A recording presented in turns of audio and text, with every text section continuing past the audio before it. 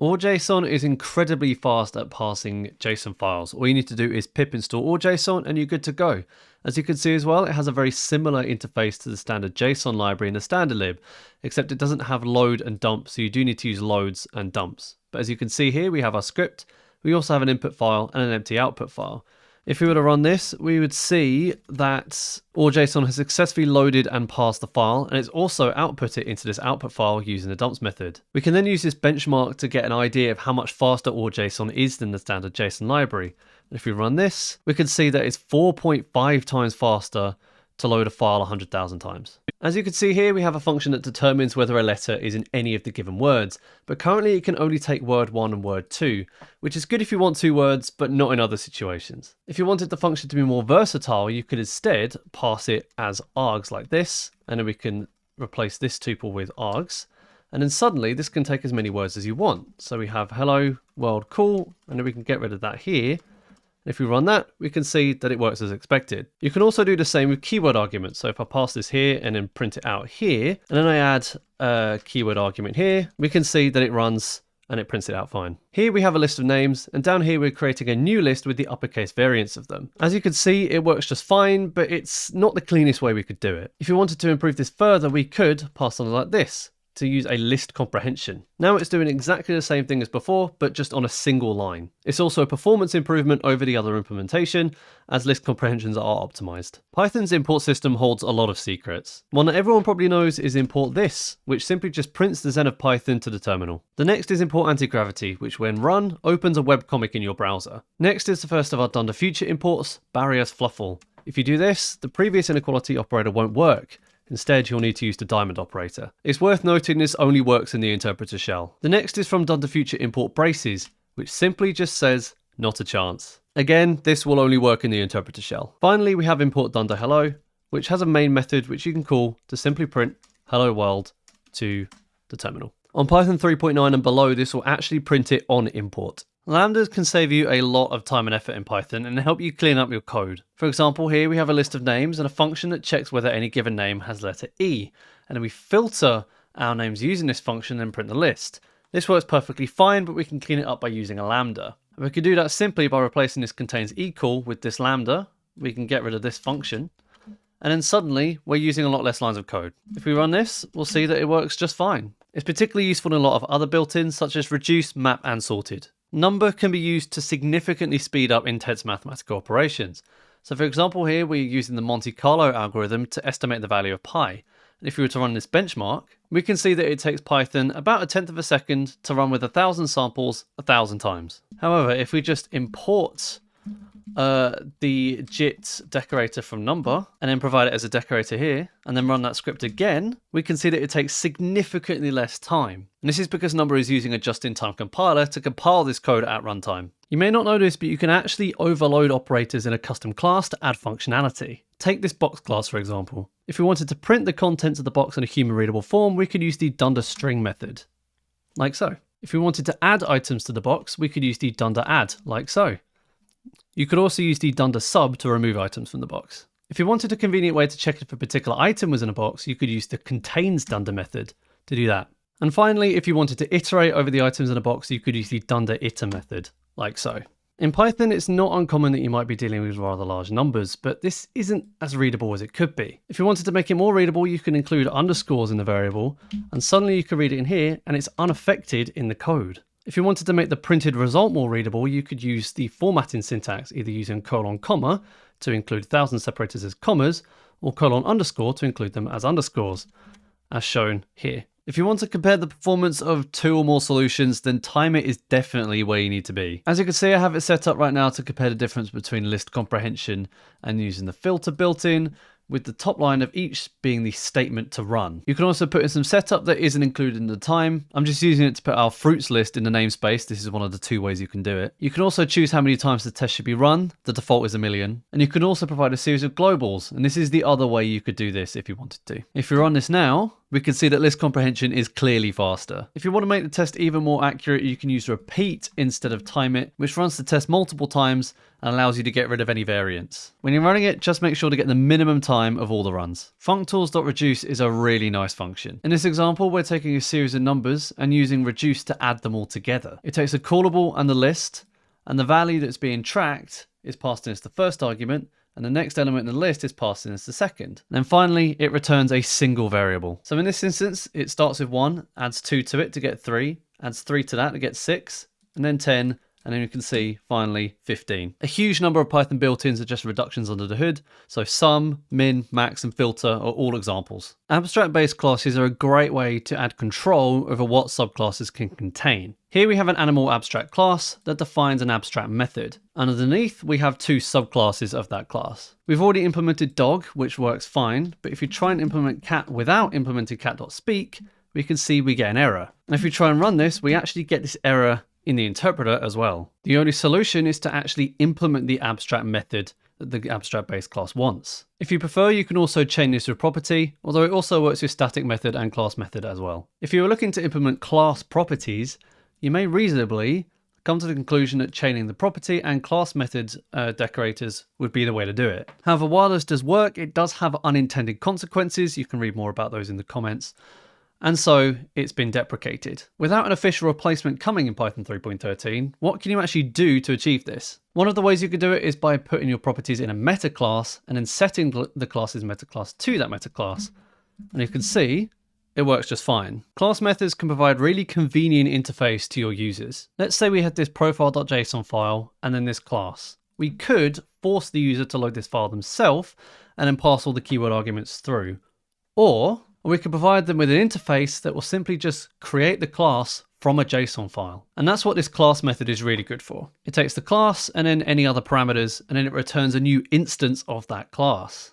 And as you can see, it works just fine. If you wanted to get really interesting, you don't have to return the instance of that particular class out of a class method, but just make sure it's clear, either in the name or the doc string, what you're returning. Descriptors are classes that implement one of the methods in a descriptor protocol, so done to get, done to set, or done to delete. And these methods control how classes act when they're an attribute of another class or instance. We define an age validator instance up here, and then we set the age at initialization. Instead of replacing the age validator with an integer, we come up to this set dunder and validate the value before setting it to a private attribute. You can think of this quite similar to properties. If you run our example code down here, we can see that the age of John is being printed because it's valid, but when we try and create an instance of Amy with an age of -16, it complains. Similarly, if we fix this error and then run it again, we'll see that it complains when we try and set her age to -10. The counter class from the collections module is really useful. For example, if we wanted to create a word counter, we could do it something like this. So first we have a function that cleans the text. This just lowercases the text and removes all punctuation. We then load the text from a file, in this case a file that contains the Zen of Python. And then we can split our text by white space, creating an iterable, and the counter will count the number of each item in that iterable. And when we print it, we can see that it returns as a dictionary, or at least a subclass thereof. If we wanted a more concise view, we could print the 3 most common words, or we can get a total word count by summing the dictionary's values.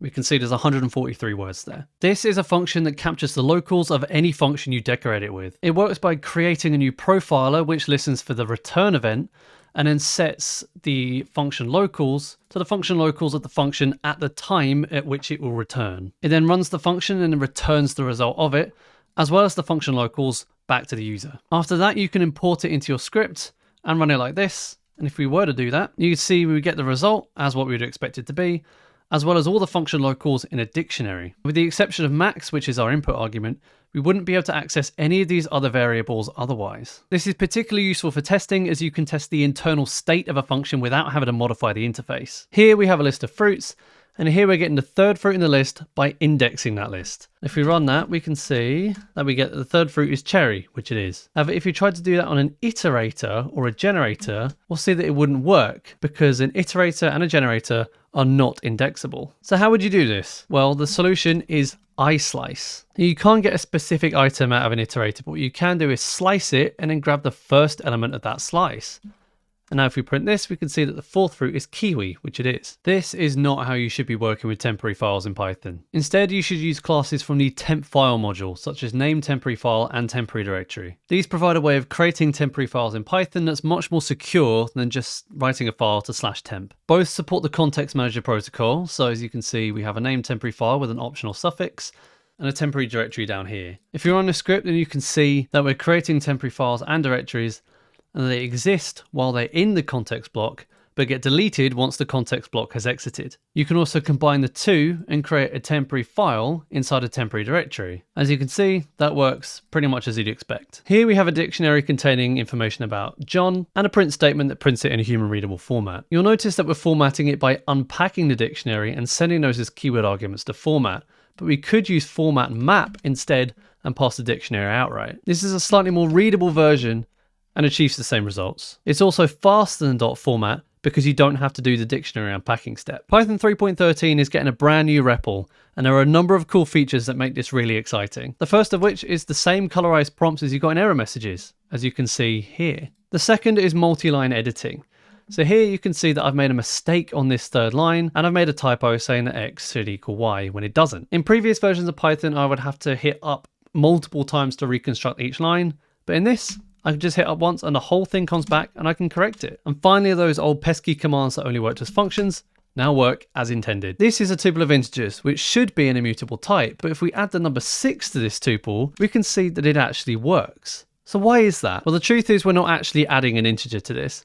We're adding another tuple. This trailing comment at the end indicates to Python that this is a single element tuple, and the brackets don't actually matter. You can concatenate two tuples together to create a brand new tuple object with all the elements of both. Generics are an incredibly powerful concept in Python that not too many people know how to grasp to its fullest. Here we have a type var and two data classes that represent apples and bananas. And then we have a box that is a generic type. This tvar here is important as whatever gets passed here is understood here, here, and here as well. And this allows us to set these types as we create the object. So say if we want our apple box to only contain apples, we can pass a generic type of apple to this box. And now suddenly it's okay with apples being added, but not bananas. Similarly, if we were to change this to be a banana, it would be happy with bananas and not apples. If you wanted to catch and then subsequently suppress an error, then you could do so using a try except pass block. While this does work perfectly fine, it's not actually the cleanest way that you can do this. In fact, Python has functionality specifically designed to make this a bit more readable. To use this, you just need to import suppress from contextlib and then use the suppress context manager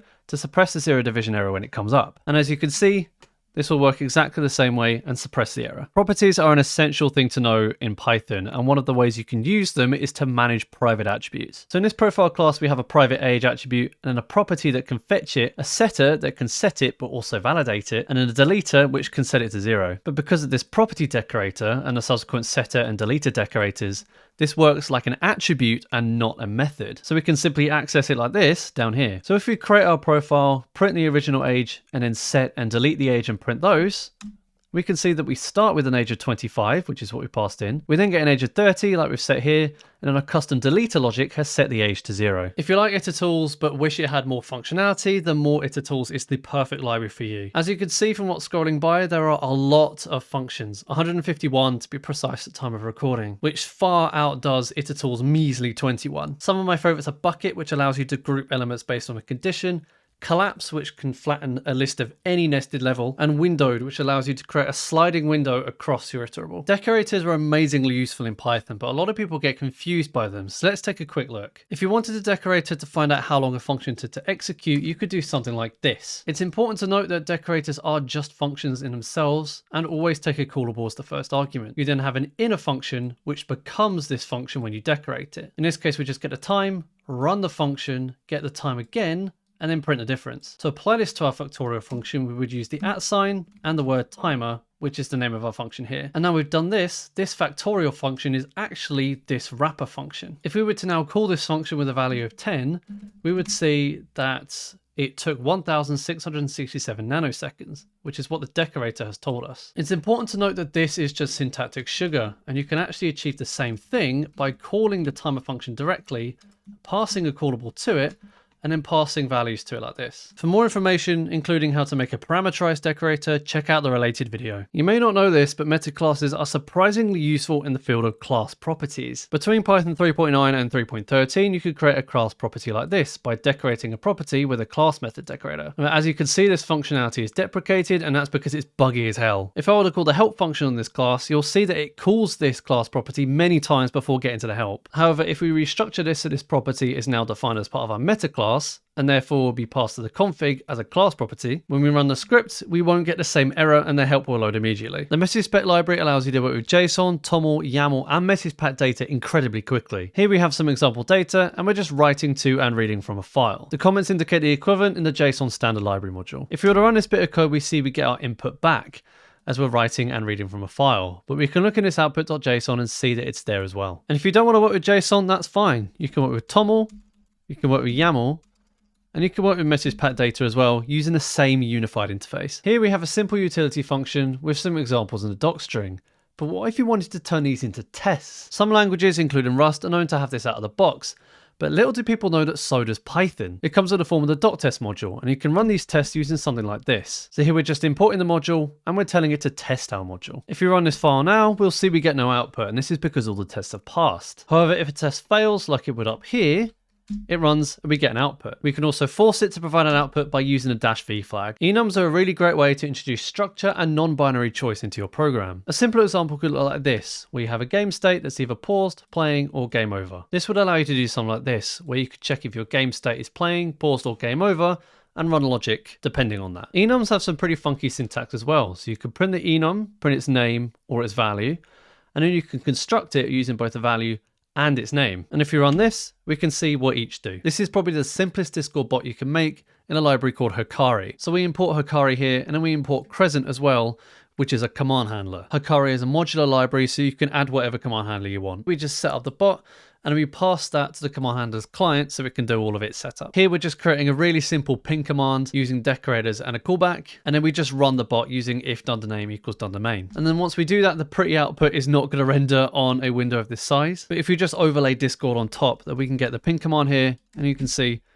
it works perfectly fine. Protocols in Python are a must know if you use type annotations regularly. It allows you to create a custom class to check for the existence of certain attributes and methods. So in this supports int protocol, we're checking that any class we pass to this function has the dunder_int method. And if it does, then we can convert it to an integer. As you can see, this works in a type system as 1.5 can be converted to an int and a list can't, but it doesn't work at runtime yet. To allow for that, you need to import runtime checkable from typing and then pass it as a decorator to your protocol. After that, you could do is_instance checks like this one. And if you run this file now, we see that it checks it as it would expect. Data classes are a fantastic way to speed up your code flow by reducing boilerplate. Here we have a very simple data class that defines name, age, gender, and jobs. And everything that's a class attribute here is included in the class initializer that it generates. It also generates other things like dunder_repr, dunder_eq if you want to, and so on. You need to define type hints, and you can optionally define defaults. And you can, if you want to, provide something as a field. So we're using the default factory here to say that we want to create a list if nothing's provided. Down here we have a test profile of my name and age. And if we run that, we'll see that it prints the string representation of it that it automatically generated. There is a callable in the iterators library that emulates some really cool Numpy functionality. Here we have the days of the week as a list, just as an example, and then a mask of the ones that we want to select and the ones that we don't. And we can use compress and then pass the days and the mask, and it returns only the ones that have been masked true. In this case, Monday, Tuesday, and Thursday. Now this is a class and not a function, so we can't call it, we construct it, but we can iterate over it and print day by day, or we can convert it to a list which uses the dunder_iter in the class. And if you run this script, you see we just get the days that we selected in the mask. There are some really cool use cases in place for annotated. One of them is for input validation. So we have a class here, profile, that takes an age that is an annotated type. The first argument to this type is the type of the attribute, and the second is anything you want it to be. This is called metadata, and we can use it in this case to provide a validation function. In our example, we defined setAttra, which is called whenever an attribute is set on the class. Because this is a data class, we first want to check that the attribute is actually a field, and if it is, we want to get the metadata for the type, which we can do by by getting the dunder metadata attribute. If such an attribute exists, that means it must be an annotated class, and we can then call our callable to check the value. As annotated can take as many arguments as you want, we have to provide the 0th index. If you run this script with this example with an invalid age, you see we get an error because the validation failed. Similarly, if we set the attribute later, we get the same error back.